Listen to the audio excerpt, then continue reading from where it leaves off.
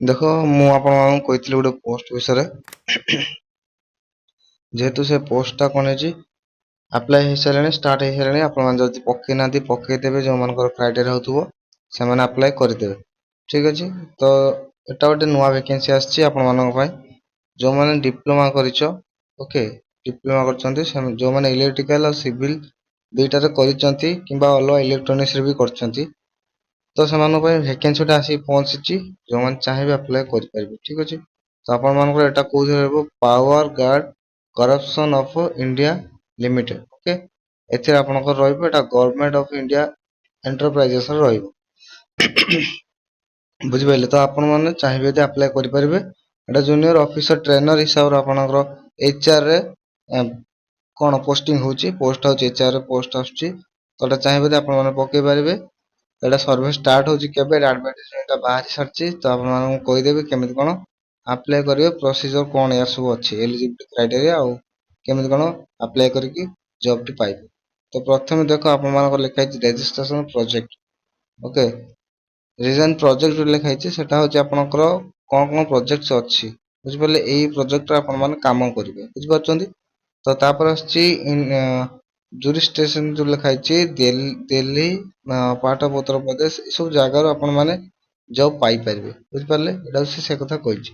ତାପରେ ଅଛି ଆପଣମାନଙ୍କର କ'ଣ, ଏଇଠି ଦେଖନ୍ତୁ ଓଡିଶାରେ ବି ଅଛି, ବୁଝିପାରୁଛନ୍ତି? ରିକ୍ରୁଟମେଣ୍ଟ DT ଇଲେକ୍ଟ୍ରିକାଲ ରହୁଛି, ସିଭିଲ ଆଉ ଇଲେକ୍ଟ୍ରିକାଲ DT ରହୁଛି HR ପୋଷ୍ଟ, ବୁଝିପାରିଲେ? ଏଇ ସବୁ ପ୍ରୋଜେକ୍ଟ ଆପଣଙ୍କ କାମ ଓଡିଶାରେ ହିଁ ପ୍ରୋଜେକ୍ଟ ହବ। ଓଡିଶା ପ୍ରୋଜେକ୍ଟ ଉପରେ ଆପଣ କାମ କରୁଛନ୍ତି, ଯଦି ଓଡିଶା ପିଲା ପକଉଛନ୍ତି ତ ଆପଣମାନେ ପକେଇକି ଓଡିଶାର ପ୍ରୋଜେକ୍ଟ ଗୁଡା ନେଇପାରିବେ, ବୁଝିପାରୁଛନ୍ତି? ଓଡିଶାରେ ପ୍ରୋଜେକ୍ଟ ଅଛି, ଏଟା ମନେ ରଖିଥାନ୍ତୁ, ଖାଲି ମୁଁ କହୁନି। ତାପରେ ଆସୁଛି ଭ୍ୟାକେନ୍ସି କେତେ କ'ଣ ଅଛି। ଭ୍ୟାକେନ୍ସି ବହୁତ ଭ୍ୟାକେନ୍ସି ଅଛି, ଯେହେତୁ ଭ୍ୟାକେନ୍ସିର ଫାଷ୍ଟ ଦେଖିପାରୁଥିବ ଏଠି ଡେଟ୍ ଯୋଉଠି ଲେଖା ହେଇଛି, DT ଯୋଉ ଲେଖା ହେଇଛି ସେଥିରେ 525ଟା ପୋଷ୍ଟ ଅଛି। DT ରେ 517ଟା ପୋଷ୍ଟ ଅଛି। ଏମିତି ବାହାରି ଆପଣମାନଙ୍କର ମିନିମମ 4000 5000 ଭ୍ୟାକେନ୍ସି ବାହାରିଛି, ବୁଝିପାରିଲେ? ଦେଖେଇ ଦଉଛି ଟୋଟାଲ ଭ୍ୟାକେନ୍ସି କେତେ ଅଛି, ତାପରେ ଜାଣିପାରିବେ। ଟୋଟାଲ ଭ୍ୟାକେନ୍ସି ଏଠି 4000 ସମଥିଙ୍ଗ ଅଛି, 4000 ସମଥିଙ୍ଗ ଅଛି, କିଛି ମେନସନ ହେଇନି, ବୁଝିପାରିଲେ? ଦେଖ DT ର ଇଲେକ୍ଟ୍ରିକାଲ ସିଭିଲ ରେ HR ର ପୋଷ୍ଟ ମୁଁ କହିଦେଇଛି। ଯାହାର ବି କ୍ରାଇଟେରିଆ ହতো ସେମାନେ ଆପ୍ଲାଏ କରିବେ, ବୁଝିପାରିଲେ? ତାପରେ ଆପଣଙ୍କର ଅଲଗା କ'ଣ କ୍ରାଇଟେରିଆ ମାଗିଛି। ଏଥିରେ କ୍ରାଇଟେରିଆ ହିସାବରେ ଆପଣ ଏଜୁକେସନ କ୍ୱାଲିଫିକେସନ ନେଇଛି ସେ ଇନିସିଆଲରେ ରହୁଛି, ତ ଆପଣଙ୍କର କ'ଣ 70% ଡିପ୍ଲୋମାର ସିଭିଲରେ କରିଥିବା ଦରକାର, ବୁଝିପାରୁଛନ୍ତି? ସେ କହୁଛି ଡିପ୍ଲୋମା ଯଦି କରୁଛନ୍ତି ଆପଣମାନେ ସିଭିଲ ଇଞ୍ଜିନିୟରିଂରେ, ଯଦି ଆପଣଙ୍କର ବ୍ରାଞ୍ଚ ଅଛି ତ 70% ମାର୍କ ଥିବା ଦରକାର, ସବୁ ମିଶି, ବୁଝିପାରିଲେ? ଏଟା OBC ଆଉ ଜେନେରାଲ ପିଲା, EWS ପିଲାଙ୍କ ପାଇଁ ଏଟା ହଉଛି 70% ମାର୍କ ଦରକାର। ତାପରେ ଯୋଉମାନେ ଅଛନ୍ତି କୋଉଥିରେ ସେଇ ଡିପ୍ଲୋମାରେ କରିଛନ୍ତି, କିନ୍ତୁ ତାଙ୍କର ଇଞ୍ଜିନିୟରିଂ କୋଉଥିରେ ଅଛି, ସିଭିଲ ପ୍ଲସ ଯୋଉମାନେ ଅଛନ୍ତି କୋଉଟା ଇଞ୍ଜିନିୟରିଂରେ, ଆମର ଯୋଉ ଇଲେକ୍ଟ୍ରିକାଲ ରହିଛନ୍ତି ସେମାନଙ୍କର 70% ମାର୍କ ଦରକାର। ବଟ୍ ଏଟା ହଉଛି କୋଉ ମାନଙ୍କ ପାଇଁ, ଏଟା BTech ପିଲାଙ୍କ ପାଇଁ ହେଇଯିବ, ବୁଝିପାରୁଛନ୍ତି? ତାପରେ ଆସୁଛି ଆପଣମାନଙ୍କର, ଯଦି ଏଟା ଯଦି ନ ପକେଇବେ ଚଳିବ, ବଟ୍ ଏଥିରେ ଯଦି ଡିପ୍ଲୋମା କରିଛନ୍ତି ସିଭିଲରେ ତ ସେଇଟା ଏଇଟା ପକେଇଦେଲେ ପୋଷ୍ଟଟା, ତାହେଲେ ଆପଣମାନେ ପାଇଯାଇ ପାରିବେ, ବୁଝିପାରୁଛନ୍ତି? 4000 ମିନିମମ 1000 ପୋଷ୍ଟ ଓଡିଶା ପାଇଁ ଆସୁଛି। ତାପରେ ଏଜ ନଉଛି କେତେ ଆପଣଙ୍କର? ଏଜ ନଉଛି 27, ମାନେ 18 ରୁ 27 ନଉଛି, ବୁଝିପାରୁଛନ୍ତି? ତାପରେ ସେ ଲେଖିଛି କ'ଣ, ପେ ଲେବୁଲ କେତେ ରହୁଛି? ପେ ସେଲ୍ସ ରହୁଛି ଆମର ପେ ଲେବୁଲ ରହୁଛି ସ୍କେଲ 3 ରହୁଛି କେତେ ନା, ବେସିକ ପେ ଆସିବ ଆପଣଙ୍କର 24000 ଆସିବ, ବୁଝିଲ? 24000। ତାପରେ ଲେବୁଲ ଯୋଉଟା ଆସୁଛି ଆପଣଙ୍କର IDA ରହୁଛି, HRR ରହୁଛି, ବୁଝିଲେ? ଏଟା ହଉଛି ତମ GIIV ରେ ରହୁଛି, ଜୁନିୟର ଅଫିସର ଯେହେତୁ ଏଥିରେ ରହୁଛି, ବୁଝିଲେ?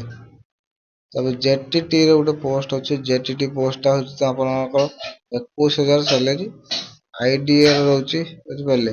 21000 ସାଲେରୀ ଷ୍ଟାର୍ଟିଂ ହଉଛି, ତମର ବଢିବ 72000 ପଡିବ, ବୁଝିପାରିଲେ? ଉପରଟା କେତେ ପଡିବ? ଉପରଟା ପଡିକି DTS ର JOT ର ପଡିବ ହଉଛି 1,17,500 ପର୍ଯ୍ୟନ୍ତ ବଢିବ। ଆଉ ଏଟା ରହିଲା JTT ରେ ବଢିବ କେତେ? 21000 ଷ୍ଟାର୍ଟିଂ 72000 ପର୍ଯ୍ୟନ୍ତ ବଢିବ। ଏଟା ସାଲେରୀ ଭଲ ଦଉଛି, ବଟ୍ ଏଥର OBC ଜେନେରାଲ EWS ଯୋଉମାନେ ହେଲେ ସେମାନେ 2,50,000 ପର୍ଯ୍ୟନ୍ତ ପାଇପାରିବେ, ବୁଝିଲେ? ଆଉ ଯୋଉମାନେ JTT ରେ ରହିଲେ ସେମାନେ ଜେନେରାଲ ଅଫିସ ହୁଅନ୍ତୁ ନା କାହିଁକି ସେମାନଙ୍କର 1,25,000 ପର୍ଯ୍ୟନ୍ତ ଯାଇପାରିବ। ବୁଝିଲେ? ତ ଆପଣ ଆପ୍ଲାଏ କରିବେ, ଆପ୍ଲାଏ ପାଇଁ ହଉଛି ଦିଟା ଅଛି, ଯେଉଁମାନେ DTE ଆଉ DTC ରେ ପୋଷ୍ଟ ହିସାବରେ ଆପ୍ଲାଏ କରିବେ 300 ଟଙ୍କା ଚାର୍ଜ ରହିବ ଆପ୍ଲିକେସନ ପାଇଁ। ଆଉ ଯେଉଁମାନେ JTT ପାଇଁ ଆପ୍ଲାଏ କରିବେ ସେମାନେ 200 ଟଙ୍କା ଚାର୍ଜ ରହିବ ଆପ୍ଲାଏ ପାଇଁ। ବୁଝିପାରିଲେ? ଏଇଟା ରହିବ ଆପଣଙ୍କର ଅଫିସିଆଲ ୱେବସାଇଟ ଟା ଆପ୍ଲାଏ କରିପାରିବେ। ଦେଖନ୍ତୁ ଜୁମ୍ କରିକି ଅଫିସିଆଲ ୱେବସାଇଟ ଟା ଏଇଟା ଆପ୍ଲାଏ କରିପାରିବେ। ବୁଝିପାରିଲେ? ମୁଁ ରେଡ ମାର୍କ କରିଦଉଛି ଜାଣିପାରିବେ, ଏଇଟା ହଉଛି ଅଫିସିଆଲ ୱେବସାଇଟ। ବୁଝିପାରିଲେ? ଯାଇ ଆପ୍ଲାଏ କରିବେ। ଏଇଟା ଟୋଟାଲ ଜାଣିନେଲେ ତାପରେ ମୁଁ କହିଦଉଛି କେତେ କେତେ ଦିନ ପର୍ଯ୍ୟନ୍ତ ଏଟା ରହିବ। ରିଲାକ୍ସେସନ ଏଇଠି କହିଦେଇ ଦେଖ, ରିଲାକ୍ସେସନ କହିଦେଇ 3 ବର୍ଷ ଅଛି OBC ପାଇଁ SL, OBC ପାଇଁ ଅଛି SC ST 5 ବର୍ଷ, EWD 10 ବର୍ଷ, ଏକ୍ସ ସର୍ଭିସ ମାନଙ୍କ ପାଇଁ ମିନିମମ୍ 10 ବର୍ଷ। ବୁଝିଲେ? ତାପରେ ଟୋଟାଲିଟି କେତେ ଦେଇ ଦେଖ, ଦେଖ ଦେଇଛି ଇମ୍ପୋର୍ଟାଣ୍ଟ ଡେଟ୍ ଗୁଡାକ ଦେଖ। ଯୋଉ ଡେଟ୍ ଟା ଆପ୍ଲାଏ କରିବ ଓପନ ଡେଟ୍ ମାନେ ଯୋଉଟା ଆପ୍ଲାଏ ହବ ଅନଲାଇନ ର ସେଟା ହଉଛି 20/4/2026 ରେ ଷ୍ଟାର୍ଟିଂ ହବ ଆପ୍ଲାଏ ଡେଟ୍। ତାପରେ କ୍ଲୋଜ ହବ ହଉଛି 11/5/2026 ରେ କ୍ଲୋଜ ହବ।